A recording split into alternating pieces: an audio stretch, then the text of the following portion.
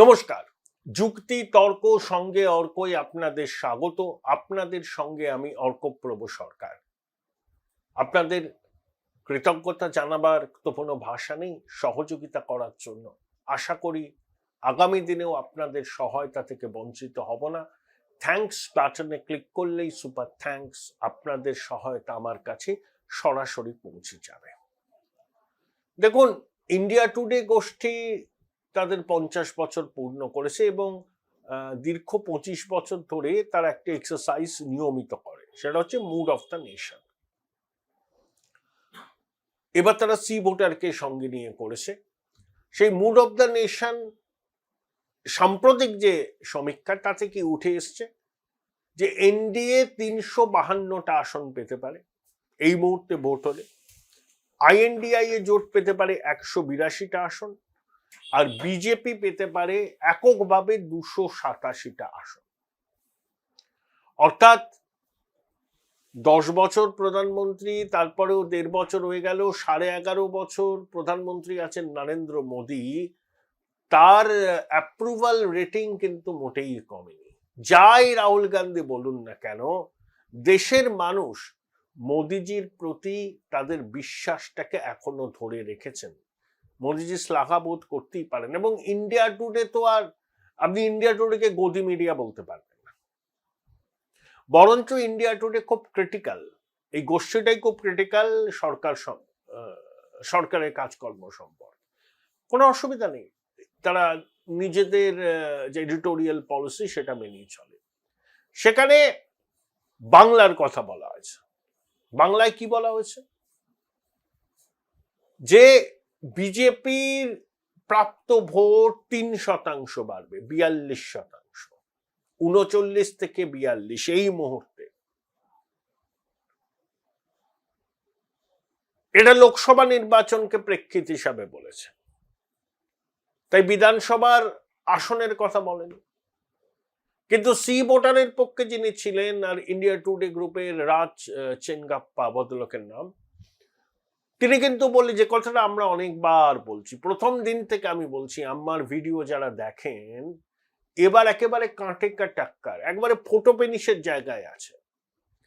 এখনই যদি BJP 42% vote পেতে পারে, তা তৃণমূল কত পেয়েছিল? তৃণমূল পেয়েছিল 45%, এরা 39%।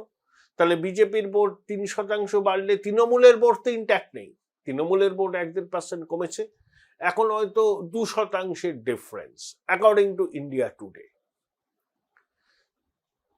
তাহলে যখন নির্বাচন হবে, যা মুড পশ্চিমবঙ্গে একেবারে বাইপোলার, এখানে কারুর কিন্তু কোনো জায়গা নেই, তৃণমূল বনাম বিজেপি। সেই বাইপোলার রাজনীতিতে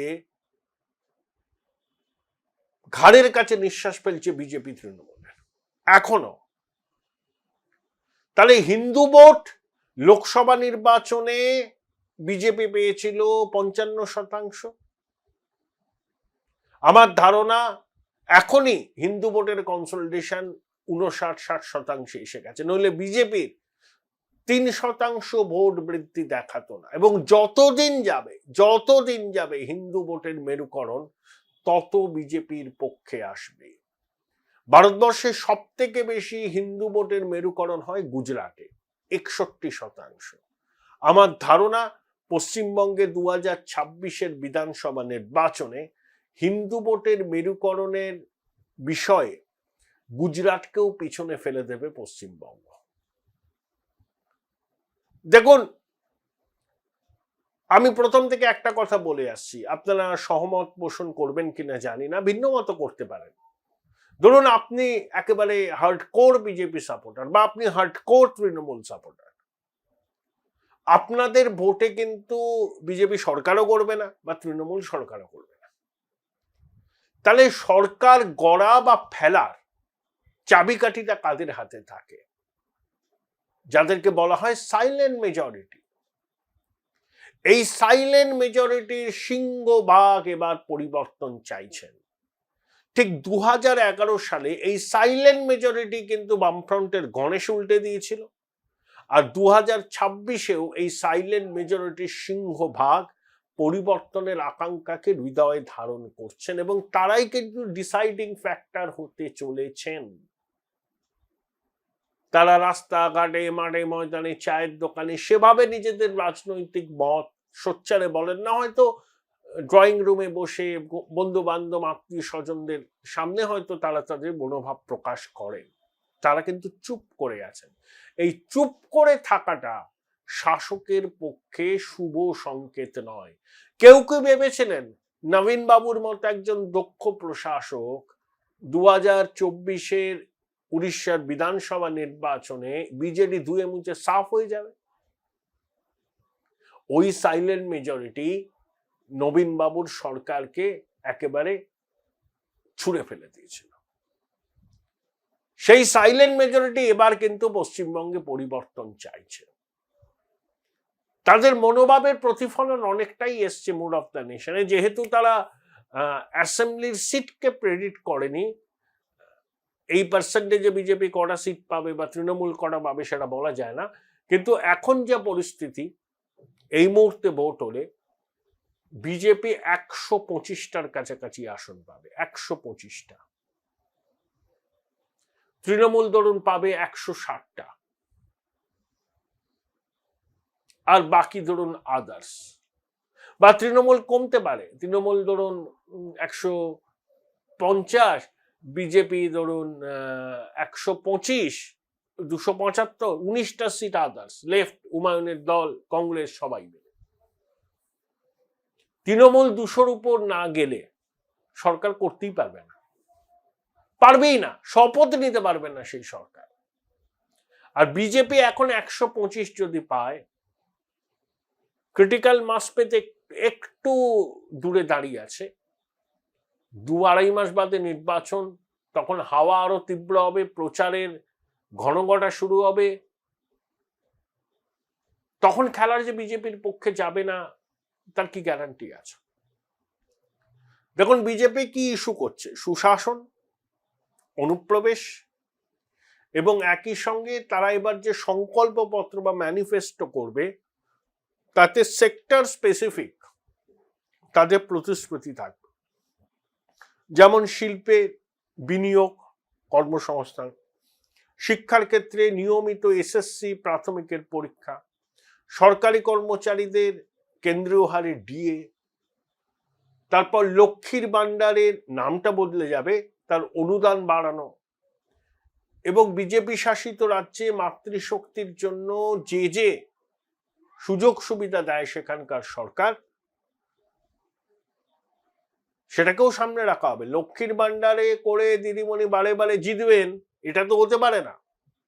তবে এই ধরনের প্রকল্পে খয়রাতির প্রকল্প ভারতের অর্থ ব্যবস্থার উপর চাপ সৃষ্টি করছে। আর্থিক সমীক্ষা রিপোর্টে তা আছে, মুখ্য আর্থিক উপদেষ্টাও বলেছেন। এবং ভারতের বন্ড যেহেতু বিশ্ববাজারের সঙ্গে সংযুক্ত, তাই ঋণ নেওয়ার ক্ষেত্রে ভারতকে বাড়তি সুদ গুনতে হয়। সেখানে ঋণদাতারা শুধু ভারত কেন্দ্রীয় সরকারের আর্থিক স্বাস্থ্য দেখেন তা তো নয়, রাজ্যগুলোর আর্থিক স্বাস্থ্য দেখেন। কিন্তু দেখুন, জনমোহিনী রাজনীতি, কম্পিটিটিভ ইলেকটোরাল পলিটিক্সে এর থেকে মুখ ফিরিয়ে রাখা কোনো দলের পক্ষে সম্ভব নয়। প্রধানমন্ত্রী রেউরি কালচার বলেছিলেন, কিন্তু তিনিও বাধ্য হয়েছেন যে তার দলের এই খয়রাতির রাজনীতি করার থেকে তিনি কিছু করতে পারেননি, কারণ ভোট বড় বিষম বালাই। তো সেক্টর স্পেসিফিক তো বলবেই। এবং বাংলায় যারা চৌর্যবৃত্তির সাম্রাজ্য দৃঢ়ভাবে বসেছে, এটা নিয়ে কারোর কোনো সন্দেহ নেই, অতি বড় তৃণমূল সমর্থকদেরও সন্দেহ নেই। আর শিল্প কলকারখানা ওগুলো এই জমানায় আসবে না, তৃণমূলের জমানায় ওগুলো আসবে না। শিল্পপতিরা বিশ্বাসই করেন না যারা শিল্প করতে পারে।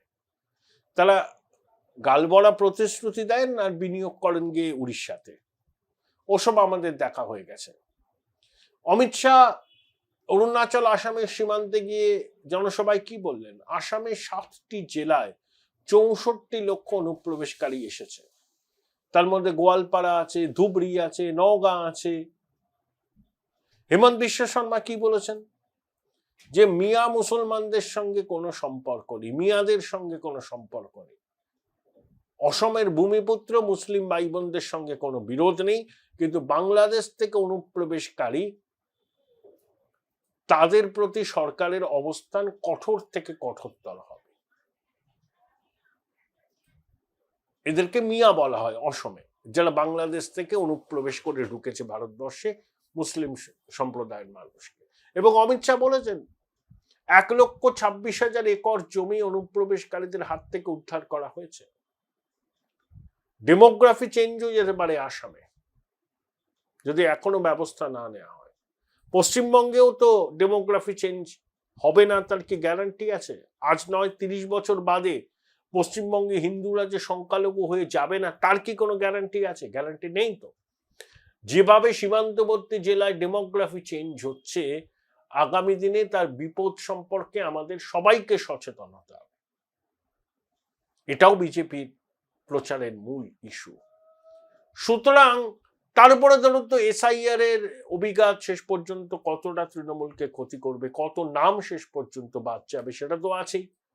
এবং নির্বাচনের আগে এজেন্সির তৎপরতা বাড়বেই বাড়বে, ইতিমধ্যে বেড়েছে। সবসময় যে সেন্ট্রাল বোর্ডস নিয়ে অভিযান করছে ওগুলো নয়, সুপ্রিম কোর্টে কিছু লড়াই চলছে। আমার ধারণা আইপ্যাককে কি বলবো আর কি, আইপ্যাকের জন্য সময় খুব ভালো যাচ্ছে না আগামী দিনে, এইটুকু আমি বলতে পারি। এই সব কিছুর অভিঘাত তো পড়বে ভোটে। তাই মুড অফ দ্য নেশন এখন বলছে 3% বিজেপির ভোট বেড়েছে লোকসভার তুলনায়। তো নির্বাচন হতে তো এখনো 2-2.5 মাস দেরি আছে, যদি ঠিক সময় হয়। তা সেটা আরো 4% বাড়বে না কে বলতে পারে? বাড়ার প্রভূত সম্ভাবনা আছে। এখনই ঘাড়ের কাছে নিঃশ্বাস ফেলছে তৃণমূলের বিজেপি। আগামী দিনে বাংলায় যে বিজেপির সরকার গঠন হবে না, এ কথা কেউ বুক ঠুকে বলতে পারে? গঠন হওয়ার সম্ভাবনা 50-50 এই মুহূর্তে। ধরুন না 50 বলবো না, তৃণমূলের পক্ষে 55, বিজেপির পক্ষে 45। আগামী 3 মাস খেলা অনেক ঘুরবে। ওই সাইলেন্ট মেজরিটি শেষ পর্যন্ত নির্ধারণ করবে বাংলার রাজনৈতিক ভাগ্য। Join Indian Institute of Hotel Management now. Right choice, right decision.